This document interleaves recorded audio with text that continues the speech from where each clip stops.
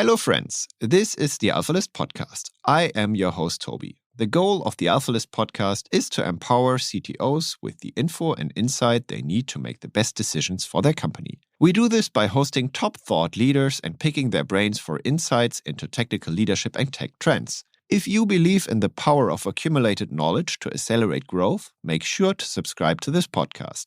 Plus, if you're an experienced CTO, you will love the discussion happening in our Slack space where over 600 CTOs are sharing insights, or visit one of our events. Just go to alphalist.com to apply.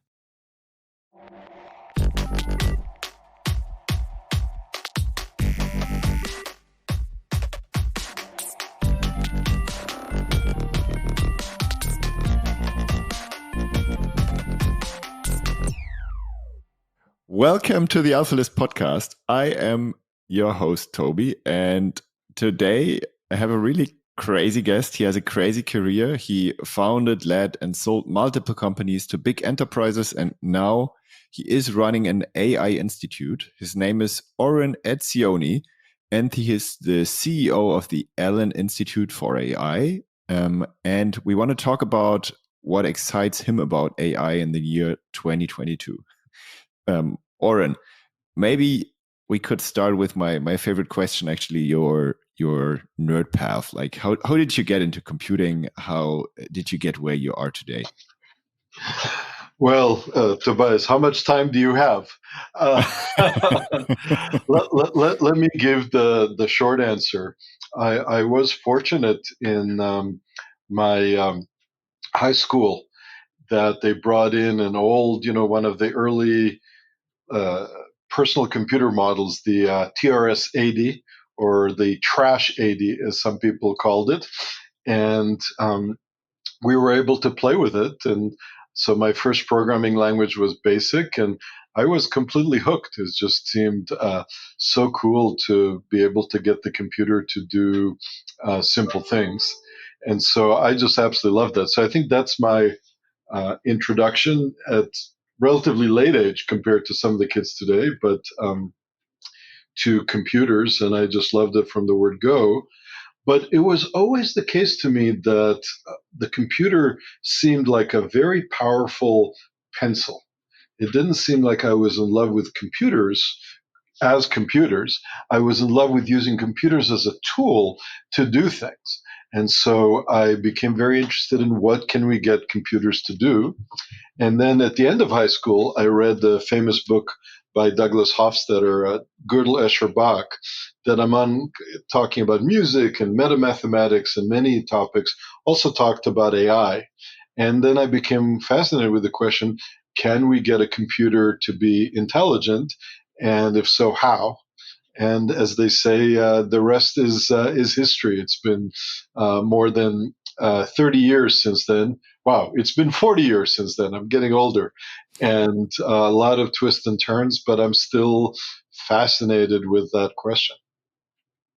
And can you tell us a bit more about the story behind the Allen Institute? Is, like, as far as I know, it's founded by Paul Allen, the late Microsoft founder.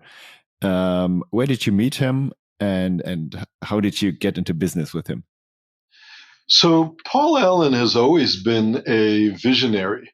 I read his autobiography, Idea Man, and he talks there about his fascination with AI, with the automatic understanding of text and knowledge back in the 70s.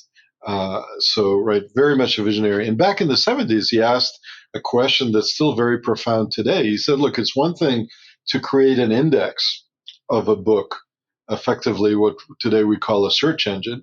It's quite another thing to understand the contents of the book so that you can answer questions about the book, draw conclusions based on the knowledge that's in there. And he said, again, decades ago, I want to build a machine that understands the knowledge more than just organizing it and being able to retrieve 10 blue links. And so with that, in 2013, he had the idea to create an AI research institute with that focus on knowledge and semantics and text. And his team approached me And I interviewed with him, and we hit it off right away. It was wonderful, and for me, it was wonderful because I had already been an academic for many years, and I was bemoaning how incremental the academic process is. One more paper, another paper, right? I was getting older, and it felt kind of slow. I wanted to say, can we take bigger, bolder steps? And here was a visionary who wanted that as well, and he had obviously amazing resources at his disposal. And so I left the University of Washington, where I was a professor, and people asked me, why would you do that? And I said, because with Paul Allen, the sky's the limit. We can go anywhere. We can go very far with his vision and with his resources. And my job was to, in collaboration with him, execute on that. And did he back the institute, or how is the institute financed?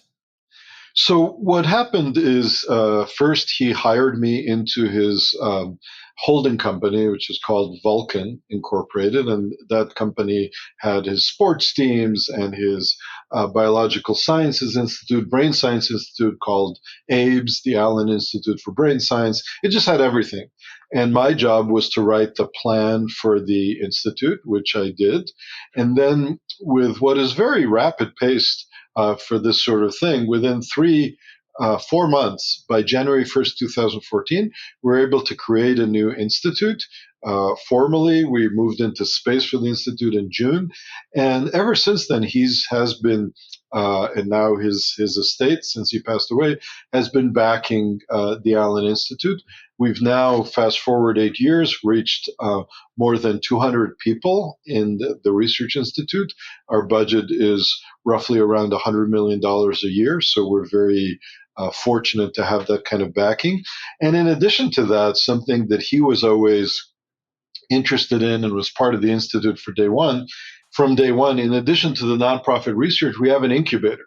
The way many universities in the United States, like University of Washington or Stanford, spin out companies based on university research. Google is obviously one of the most prominent examples of that. Well, we spin out companies out of AI2 based on our research. And this incubator, which is another part of the Institute, has now reached $500 million in the aggregate valuations of companies created. So if you take all the companies and their financing rounds, right, which assign them a value, or their acquisitions, we had a company that was acquired by Apple, the total valuation is upwards of $500 million. And obviously, we're very proud of that. And you just mentioned that one of the companies has been sold to Apple. What has the company been doing? So another aspect of the Institute has been computer vision. And our computer vision efforts were led by Ali Farhadi, who was a professor at University of Washington and shared his time with the Allen Institute, or AI2 as we call ourselves, and is a leading computer vision researcher. And he and his colleagues developed algorithms that look at how do you do computer vision on the edge, as it's called, in a small device like a phone, a camera, even a watch. How do you do it without uploading images to the cloud, right? So in situations where, because of bandwidth constraints, or maybe with a drone where you have intermittent connectivity, or maybe with a car where it's critical to process it locally and in real time, for all of these reasons, you may want processing, as it were, on the edge. By the way, privacy is a very important one. If you have images and you don't want to upload them to the cloud because you don't trust that. So they developed technologies for doing computer vision on the edge with much lower energy consumption. So same accuracy, but 10 times better battery life.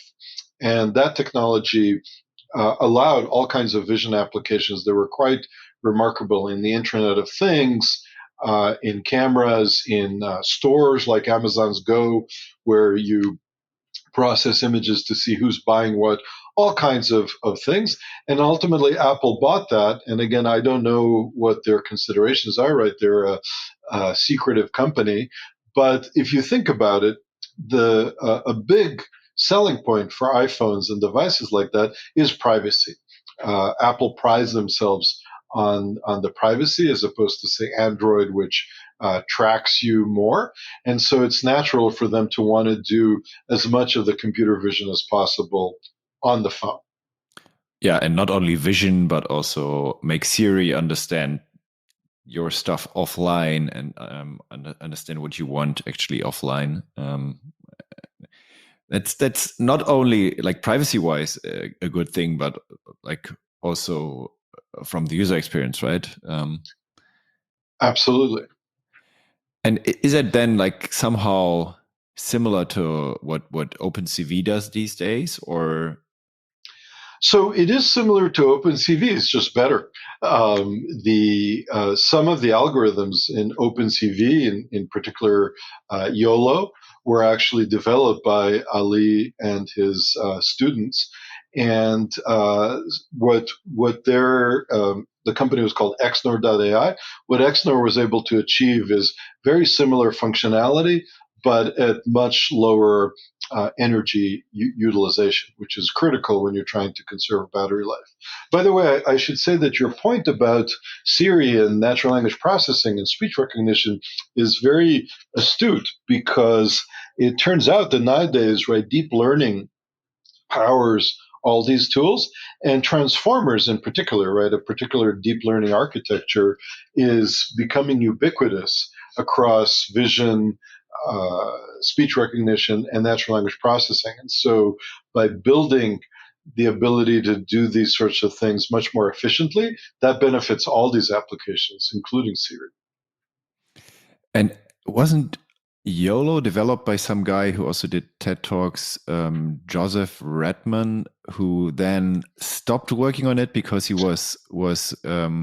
saw that it's kind of could be used or could be misused for certain things. He doesn't want the tech to be used. So Joseph Redman was Ali's PhD student. So he's the lead of that, and he worked closely with Ali on developing YOLO. And you're right that Joseph gave a famous TED talk, and that he stopped working on this topic. I don't exactly know why. It may be his concerns about misuse, but it may be other reasons as well. I just frankly don't know.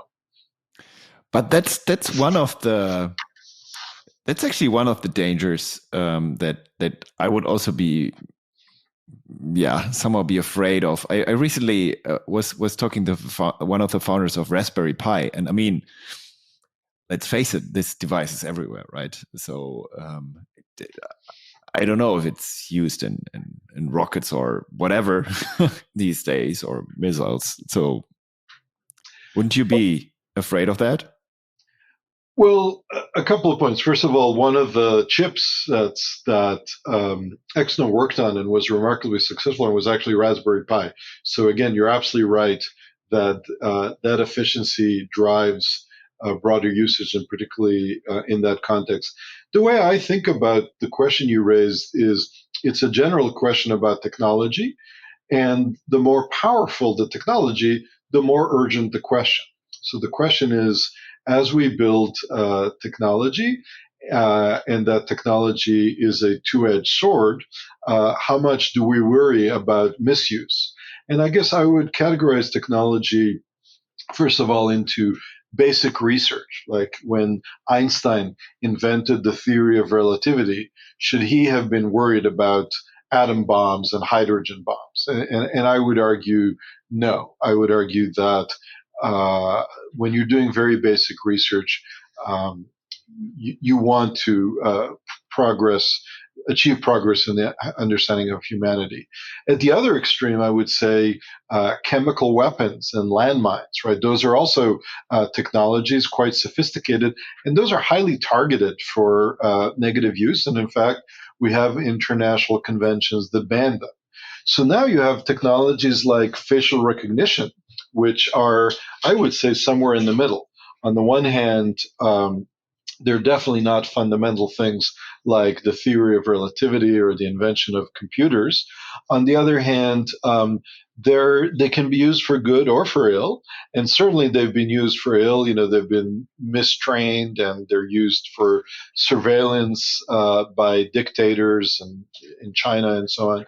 But that said, I see that technology as dual use. So what I would be for is figuring out as we develop these technologies how to use them appropriately.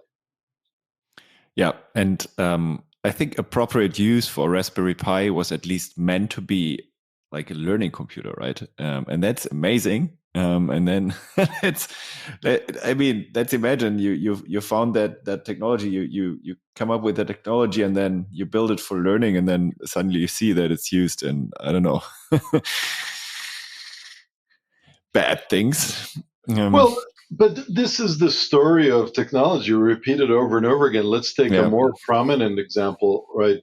Facebook and social networks. So Facebook has been used very much for ill with misinformation and supporting genocide in Myanmar and for terrorists to communicate with each other. So that's clearly negative, but do we throw out the baby with the bathwater? And I don't think you have to look very far. You can just look to LinkedIn, which is also a social network, generally used a lot more positively, to see that the problem isn't with the underlying technology.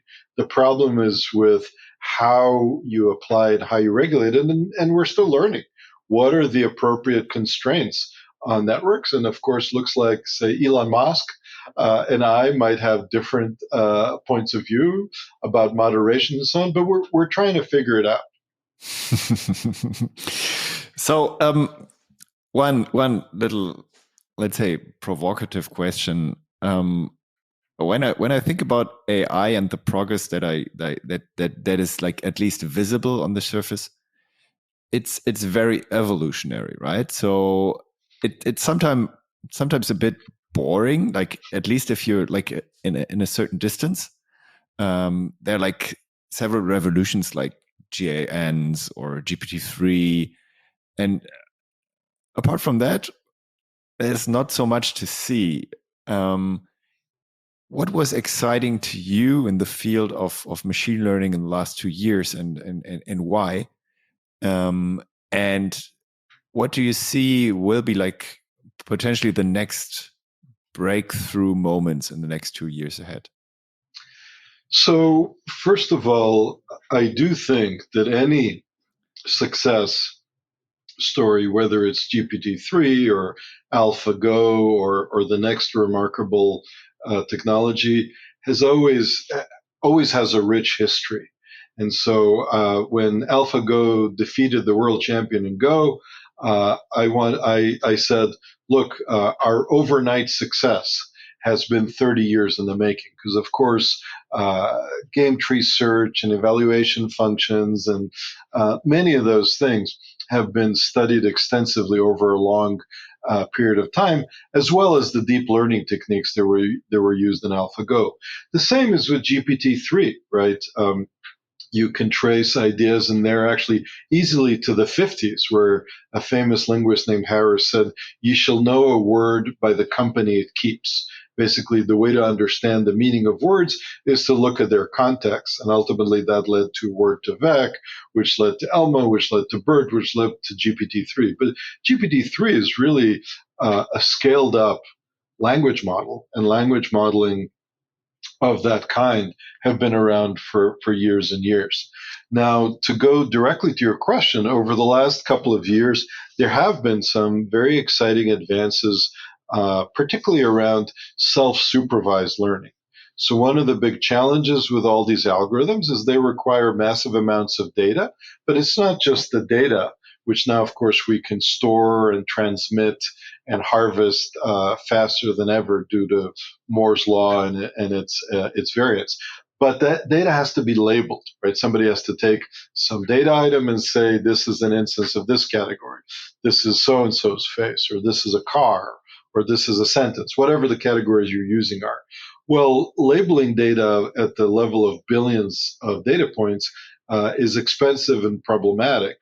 And one of the remarkable things about GPT-3 and similar systems is that they figured out how to use the inherent structure of the data to label itself.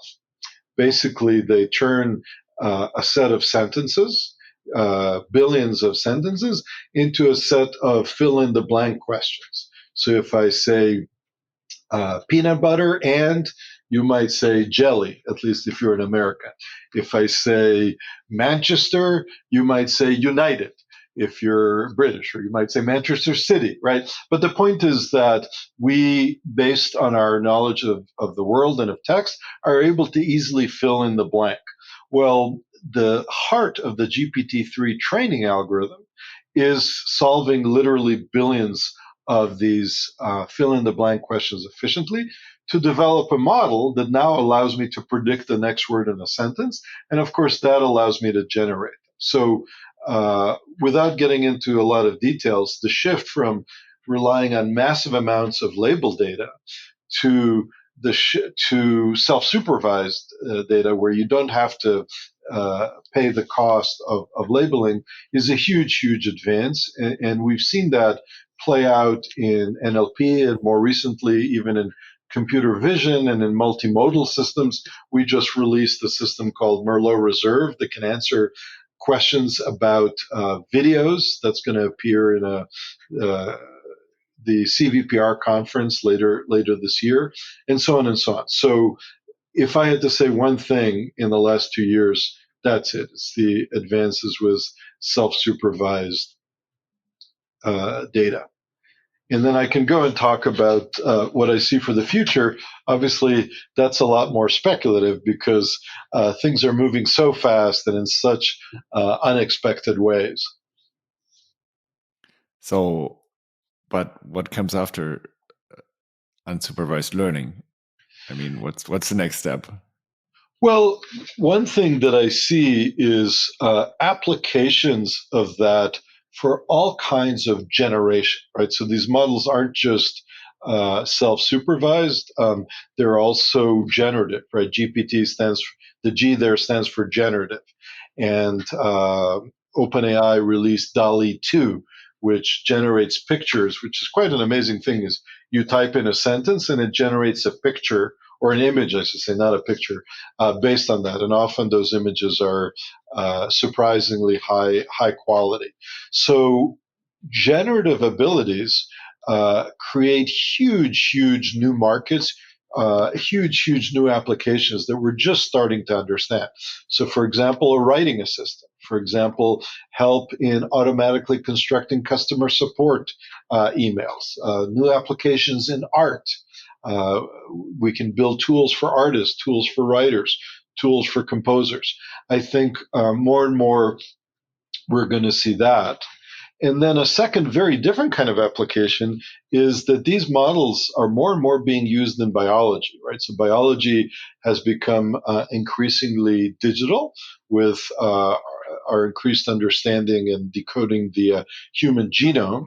And as a result of that, there are more and more ways in which AI techniques, which are ultimately techniques for analyzing massive amounts of data, particularly sequential data, more and more AI and deep learning is being used in various applications in biology, from protein design to figuring out 3D protein structure, which is called protein folding. And just to give you a sense of that, there's long-standing competitions in figuring out 3D structures of protein. And very recently, a program from DeepMind called AlphaFold, a play on AlphaGo, won that competition by a long shot. And others have joined the fray and created variants of that sort of technology as well. So we are really at the beginning of an explosive use of AI and deep learning in biology. Okay, and in real life, like where does the end user see it? I mean, uh, Tesla self-driving these days isn't so impressive so far. Will that change, or or is it like a slow progression where you see it entering your life more and more, and at a certain point, it's at perfection? So I think that there are two things going on. And the one is that we tend to overestimate how quickly technology progresses in the short run and tend to underestimate how quickly it progresses in the long run. And so what's happening right now when you ask, how is AI entering my life, is it's entering surreptitiously and slowly through improvements to the Google search engine, which you may not be aware of, or improvements to Siri that are small, or improvements to the self-driving, which are very incremental and perhaps boring. But bit by bit, pardon the pun, they do get better. The other thing that happens, though, is we reach an inflection point, and all of a sudden, brand new applications become available. And let me give you a fantastic example of that. We started studying as a field speech recognition, the technology of understanding spoken signal and mapping it to text in the 50s and 60s. And over the decades, improvement was, slow and intermittent and so on. And in recent years, it sped up substantially. And then all of a sudden, applications like Alexa and other voice-based assistants were possible. So Hmm. it was kind of boring, if you will, for a while. And then all of a sudden, it reached that tipping point where the technology, which is still not perfect, Alexa misunderstood me this morning, but still, it was good enough that suddenly these devices are ubiquitous, and we're still trying to figure out how they're going to be used. So I think we're going to have both these incremental advances and then these sudden inflection points. Yeah, I still remember me sitting in front of my computer as a 16-year-old and trying Dragon naturally speaking and training it for days. Yeah, you're right. Actually, yeah, me too. And I think that experience illustrates an interesting and important point, which is often when these technologies emerge, because people are so wonderfully adaptive, particularly in the first generations, they're kind of training us to use them rather than the technologies being trained to work with us, which is ironic. So, like most people in AI who are knowledgeable about most parts of it often predict like a very positive feature around positive future around AI. I guess you too. Do you still sometimes are you still sometimes afraid that bad things could happen because of this, or that like at a certain point we could lose control? Well, again, I would separate 2 points. One is AI going to have a negative impact on humanity? And I feel like this is not a question of being afraid, this is guaranteed. And again, the example I would give you as an analogy, look at transportation technology with cars and planes. We have phenomenal abilities to move ourselves much better than we had in the past before, say, we had cars. But at the same time, we have tremendous pollution, we have congestion, and we have in the United States 40,000 highway deaths each year, right? So we've kind of struck a Faustian bargain with this technology. We get good things out of it, but also very much bad things. I think that's true for most powerful technologies. So is AI going to cause job displacement? Is AI going to impinge on our privacy? That's not something to be apprehensive at. It's guaranteed. And what we need to do is work to define the rules of the game to guide those applications. But then there's an additional fear that comes with AI that doesn't come with, say, cars. And that's that AI will take over, that we will lose control of the technology. And that's a very different kind of anxiety that people have. And that anxiety, by the way, is longstanding. It goes all the way back to the golem, right? The story in the Jewish tradition of this robot who comes to life. And it goes back to Mary Shelley's Frankenstein, right? And how that comes to life. So we've always been afraid of our technology somehow becoming sufficiently intelligent and sophisticated to stop doing our bidding. And now, yes, modern technology is perhaps closer to that than ever, but I still think we're easily decades away. And anybody who actually works with the technology, who actually builds AI systems knows just how compliant and how controllable these systems are. The places where we have lack of control is when we try to get it to do something and it does nothing. We don't have instances where AI has suddenly run amok, where a self-driving car has suddenly decided to drive to Cleveland instead of going home. Right? It's hijacked me, and I think that is actually a very important example to think about. Self-driving cars are an attempt to make it increasingly safe on the roads and increasingly easy to drive, or give you the ability to be driven and do something else that's more productive than constantly looking at the road. But it's not an attempt for the cars to hijack passengers and decide themselves where they're going to go and what they're going to do. So this kind of bounded autonomy shows that the fear, I think, is a fear of machine autonomy, not machine intelligence. And what I see us designing increasingly intelligent, increasingly helpful tools, but not ones that are going to take over. What are the helpful tools you yourself are working on these days? Well, one of the things that we are working on very broadly is how to communicate more effectively with machines using natural language. And so there's a variety of targeted applications, but it's our hypothesis that as machines get more sophisticated, we want to talk to them using natural language, which is what's familiar to us. As a simple example, right, we want to query databases, right? Many of us don't know SQL and are restricted by simple web forms. So we want to query databases with natural language. We can't. We want to, there's so much that we want to do with natural language. So we're very much working on the future of natural language processing, natural language understanding. Another really important tool that belongs in a nonprofit research institute is the use of AI to help scientists. So there are various scientific search engines out there like Google Scholar or PubMed and so on, but they're very much based on information retrieval, right? I type in some keywords, I get links to some papers. We are working on using modern AI techniques to make the process of looking for key information, key results in your academic search, in your attempt to be a successful scientist, to make that much more effective, much more efficient. Our motto is cut through the clutter. There's millions of papers, and I have a needle in a haystack. I need to find this result or this idea.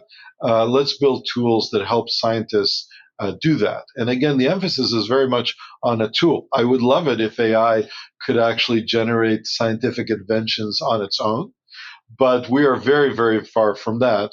But here we're building a set of tools that use AI to help scientists be more efficient when they analyze and process, read the scientific literature.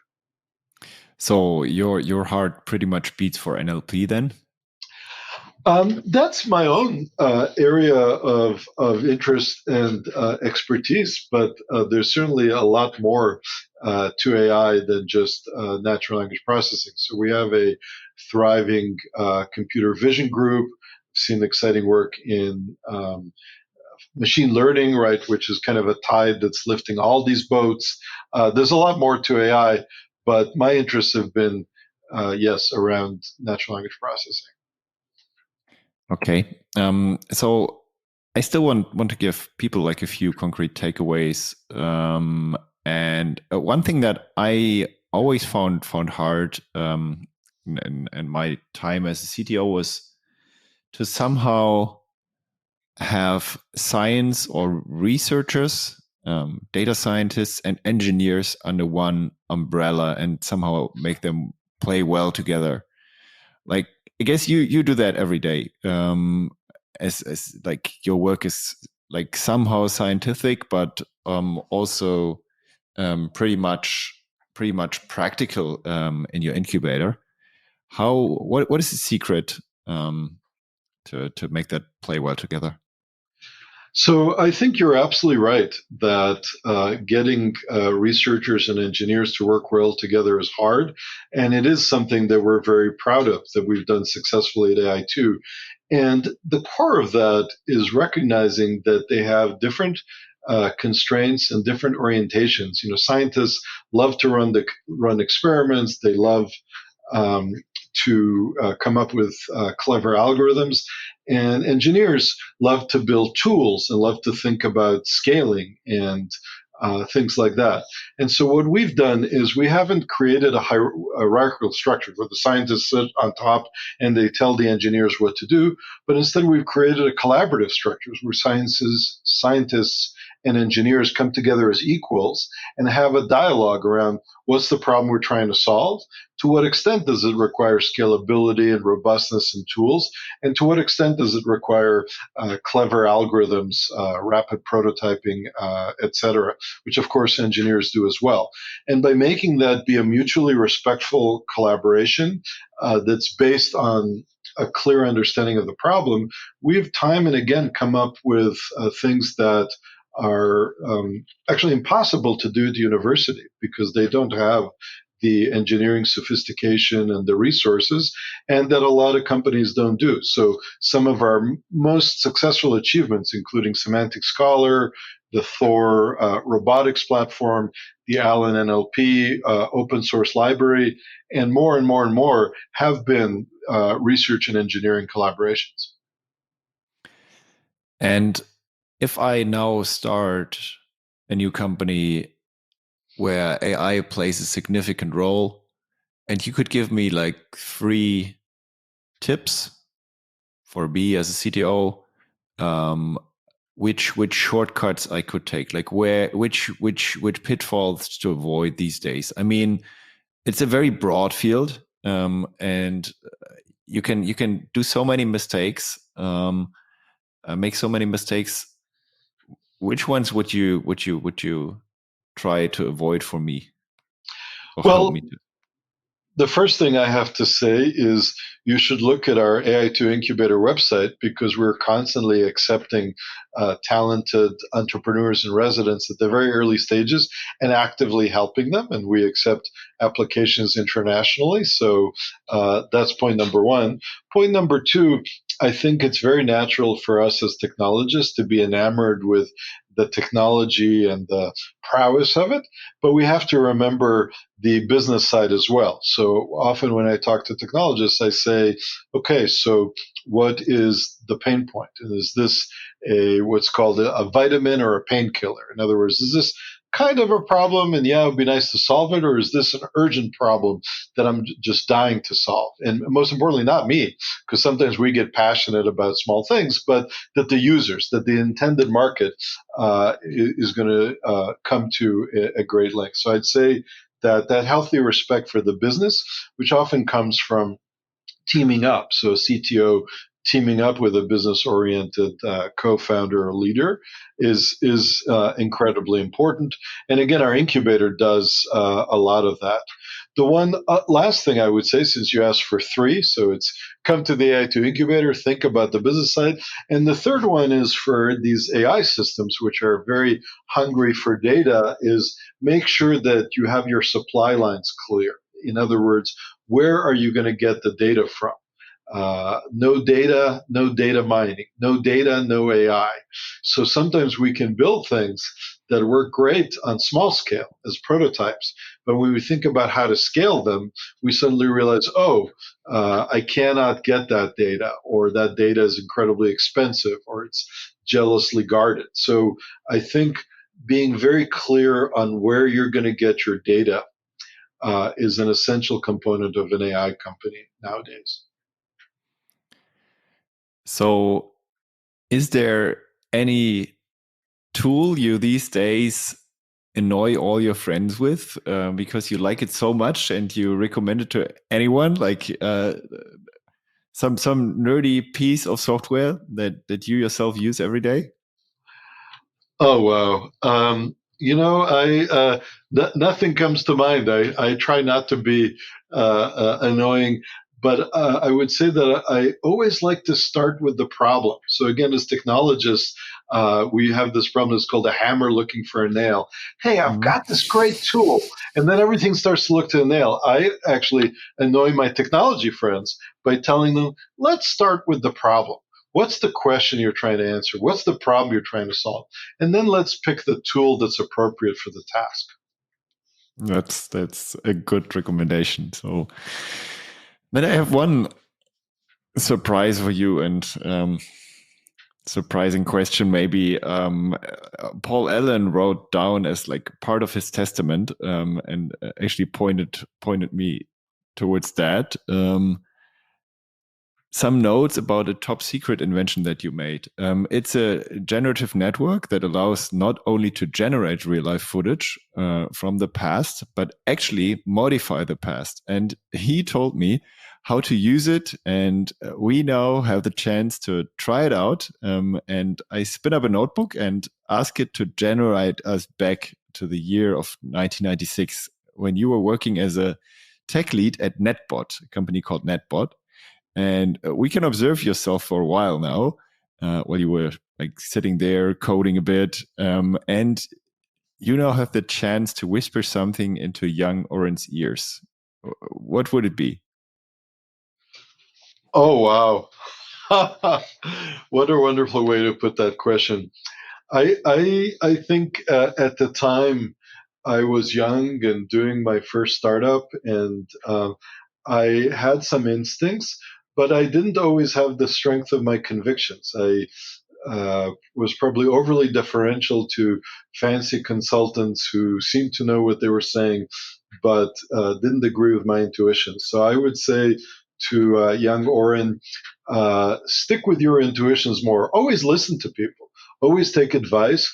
But then at the end of the day, don't accept anything on faith or on authority, but rather look to the data to resolve these things, and when the data accords with your intuitions, then you got to go with that. So I'm an empiricist and an intuitive thinker, and I will take data and intuition over conventional wisdom anytime.